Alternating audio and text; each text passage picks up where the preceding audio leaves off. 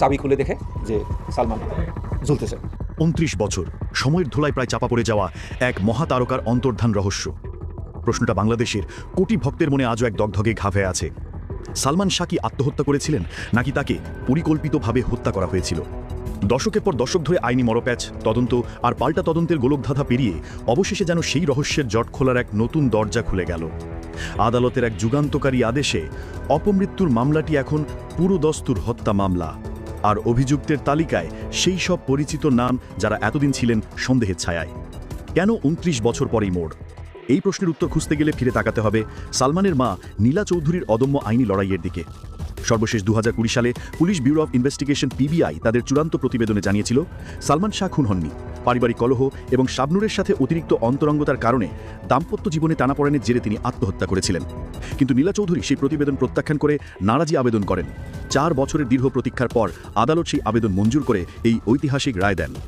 তবে এই রায়ের ভিত্তি শুধু একজন মায়ের বিরামহীন লড়াই নয়, এর পেছনে রয়েছে ১৯৯৭ সালের এক চাঞ্চল্যকর স্বীকৃতি।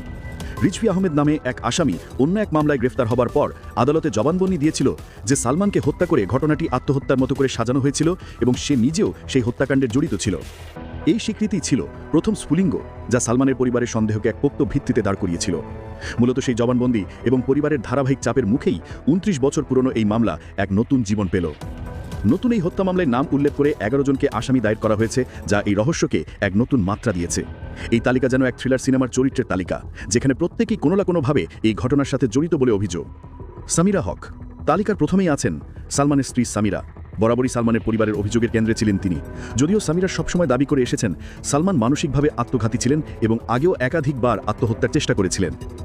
আজিজ মোহাম্মদ ভাই শিল্পপতি এবং সাবেক চলচ্চিত্র প্রযোজক, নায়ক সোহেল চৌধুরী হত্যা মামলারও আসামি তিনি এবং বর্তমানে বিদেশে পলাতক।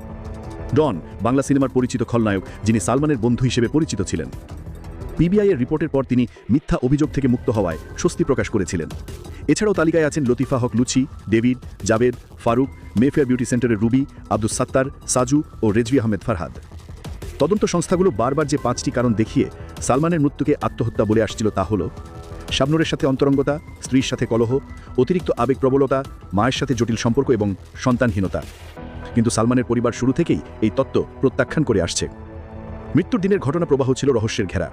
১৯৯৬ সালের ৬ সেপ্টেম্বর শুক্রবার বাবা কমরুদ্দিন চৌধুরী ছেলের সাথে দেখা করতে এসেও ফ্ল্যাটে ঢুকতে পারেননি।